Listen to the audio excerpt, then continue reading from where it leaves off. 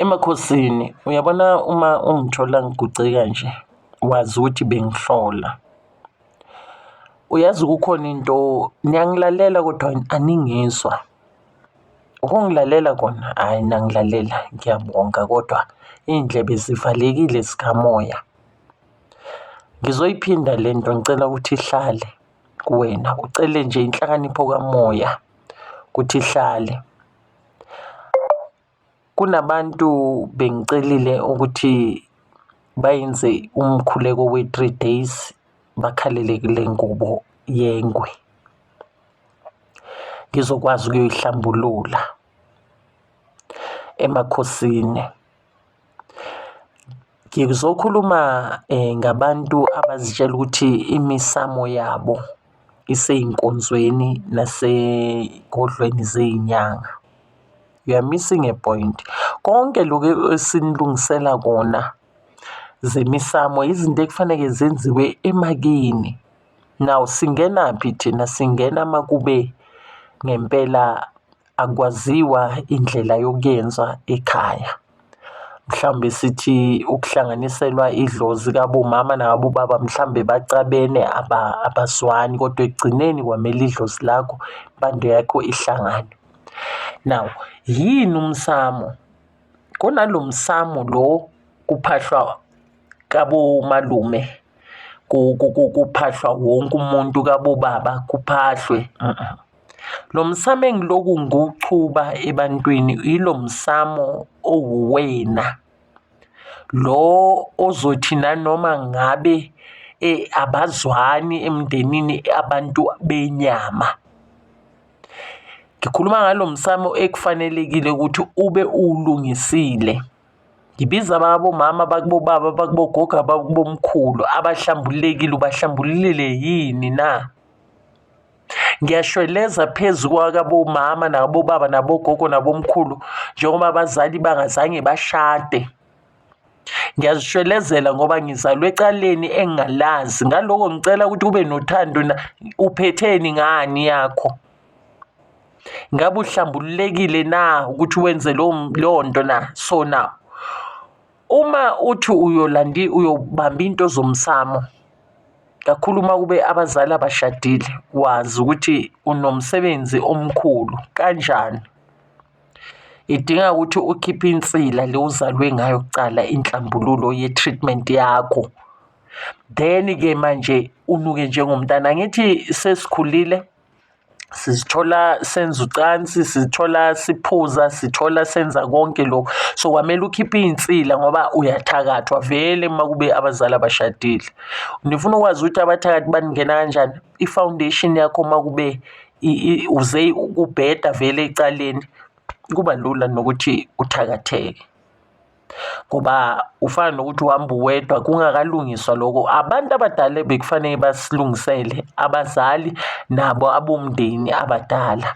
Njengoba ngichazile ukuthi sinokuthi senzelwa abantu esibathembile, sithi hayi kusasele umalume ngapha kabomama, kusasele ubaba omncane ngapha kabo. Babhethisa izinto zakho, bazibhethise ngoba nabo baney'ngane bazokubhethisela ngoba banomona. So silungiselwa abantu bomndeni abadala abathakathayo.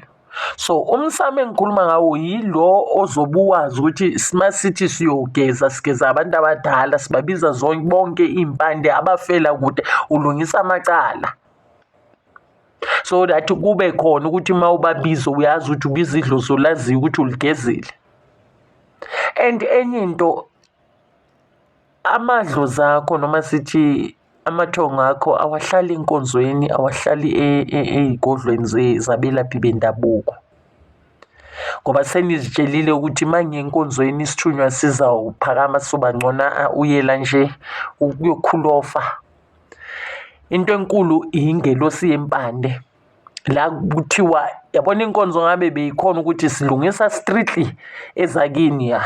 So ezenkonzo no, zingakukhipha fit nje, u-exercise, ucule, uporofide lapha, kodwa uwazi ukuthi uyozibangela inhlupheko uma ungeke ungene ngengelosi yempande yakho.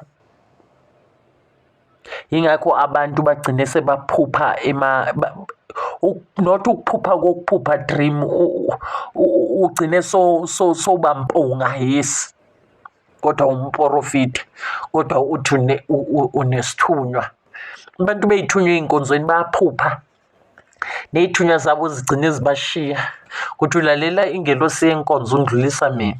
So kwamele uyothola amandla somewhere and then ubuye uyothola amandla komporofite ongasiyena owenkonzo, uze sowuhlomile enkonzweni, uyekele ukudelelwa bobaba Sandile or whatever emakhosini. So inhlambululo is very important. Wenza ilati lomntana, inhlambululo yabantu abadala iyadingakala. Ukhipha isilwane, inhlambululo yabantu abadala iyafunakala. Ukhiphisa inhlambululo yabantu abadala iyafuneka, cause uyocwelisa wamapha amadlozi.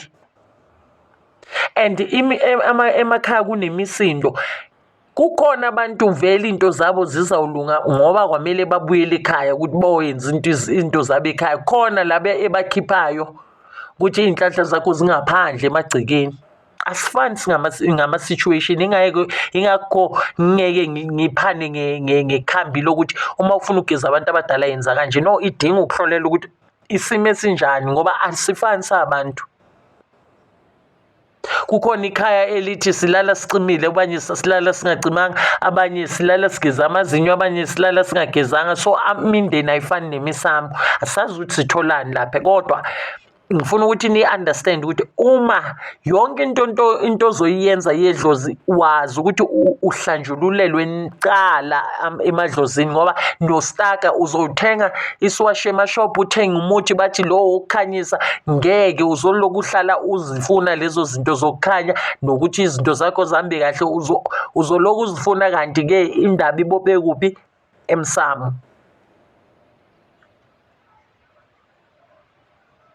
Nibhizi ngamagobongo, ngisalwa ngamagobongo, nibhizi. Yebo, igobongo likhona for certain people, not for everyone. Njengami angikhumbuli kunegobongo engilidlile mina, so angazi ukuthi nifuna emagobongweni, ngoba igobongo kufana ukuthi uthi ngidlise melaphi wendabuko, ngidlise mporofito, ngoba kuningi okuyenzakalayo kulamagobongo namhlanje abulale amathongo enu, abulale iy'ngelosi zenu, zanishiya nimpunga. Angazi ukuthi ndangizwa na, kodwa-ke ngiyanichomela namhlanje. Please don't forget to like and subscribe, washe ama-ads before ubukela amavidiyo ami, share amavidiyo ami emakhosini.